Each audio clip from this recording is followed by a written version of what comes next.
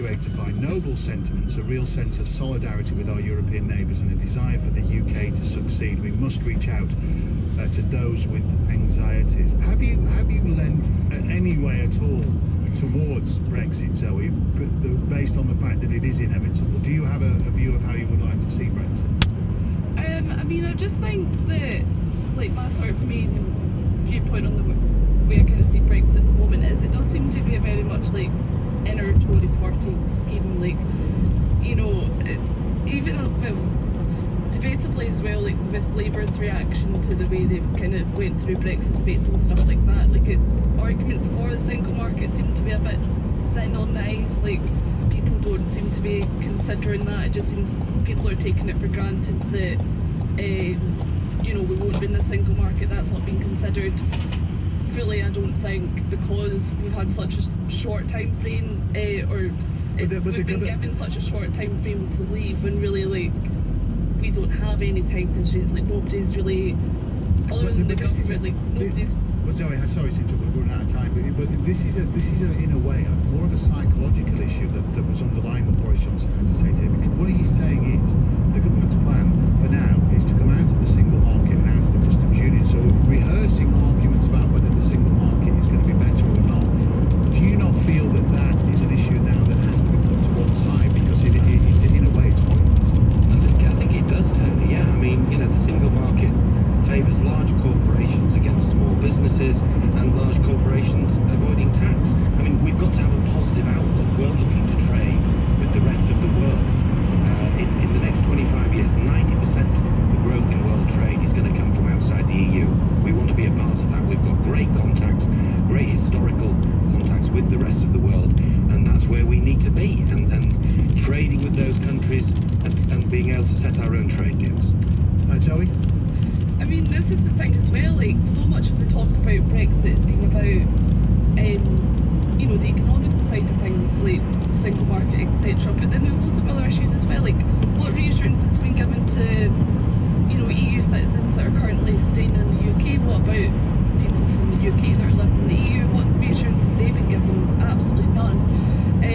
You know, we've not been told about how powers are going to be devolved between, you know, UK Parliament, devolved parliaments like the Welsh Assembly or Scottish Parliament. Like, it's so much more than just economics, and I feel like for Boris to be like, oh yeah, we're reassuring people, you know, we're not going to inside the market, we're just going to move on to, like, what is reassuring about that? Like, I don't see how he finds that reassuring. I mean, Zoe, some of those are the complexities that we're having to deal with, and, you know, to come out of an organisation that said that you've been in for 44 years is complex. But Angus, some would say not complex, because they haven't got a clue how to deal with it, which you know, well, I don't, it's clueless.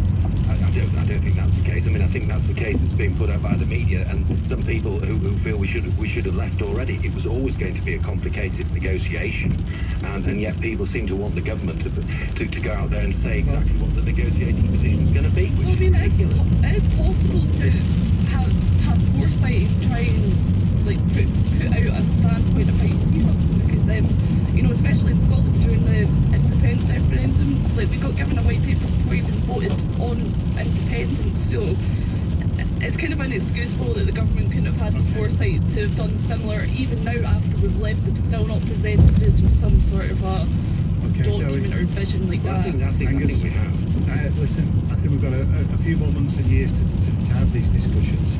I don't think many wounds have been healed, if we can judge from your conversation. I don't know if that's any reassurance to Boris Johnson if he's listening there. Thank you, Zoe, though. Cheers. Thank you. Thanks, Angus. Thank you very much, Jenny. Zoe McIntyre, Angus West there. Lots of text coming in on that. We'll get your thoughts shortly. 85058 on BBC 5 Live. Things are moving quickly. A storm on this afternoon. The Secretary of State for Northern Ireland, Karen Bradley, has just given her update on the talks. Over the past few weeks, both parties have conducted discussions seriously and in good faith. While substantive progress towards an agreement has been made, it appears that this phase of talks has reached a conclusion. I would urge everyone to reflect on the circumstances which have led to this and their positions, both now and in the future. The position of the UK government remains the same. Devolved government is in the best interests of everyone in Northern Ireland and is best for the Union.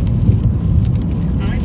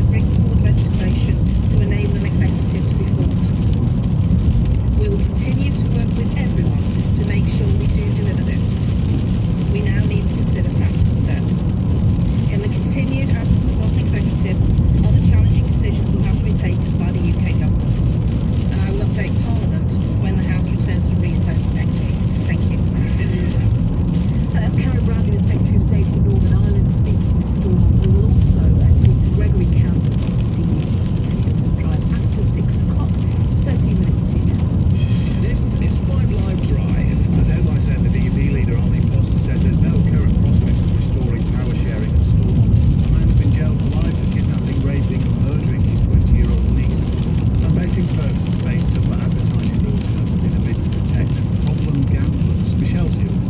Heading towards Newcastle upon Tyne, the A1 Western Bypass southbound. There are long delays this evening from Seatonburg roundabout down to the Angel of the North. There are no problems reported, just seems to be sheer weight of traffic. The M1 heading south is still very slow from 34 at Meadowhall down to junction 32 for the M18. That was because of an earlier breakdown. The westbound M62 is still queuing from junction 29, the M1, towards junction 27 at Gildersome, again after an earlier breakdown. The westbound M62 between junction 12, the Eccles interchange, and junction 11 at Birchwood.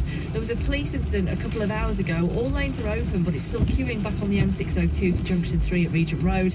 Long delays into the southbound M5 roadworks between junctions 1 and 2. That was because of a broken down car, which has now been moved, but queues go back to the M6 junction 8. Also long queues on the southbound M11 as we approach junction 10 at Duxford. That was because of a medical emergency partially blocking the road.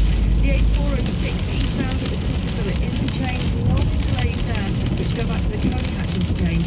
In fact, it's very slow on all approaches to the roundabout there. It's because of the roadworks on the A112 and the M25. Anti-clockwise, queuing towards Dartford Tunnel after the breakdown earlier. Clockwise also from 26 towards 27 the M11. Anti-clockwise from junction 22 to 21 at St Albans, and also anti-clockwise from junction 10 the Wisley interchange down to junction 8 at Reigate. Michelle Dignam, 5 Live Travel. The FA Cup on the BBC. Pep plans paid off. Posh struggled to deliver. Big names have fallen. Is your team still a winner? FA Cup round 5. No time for complacency. What happens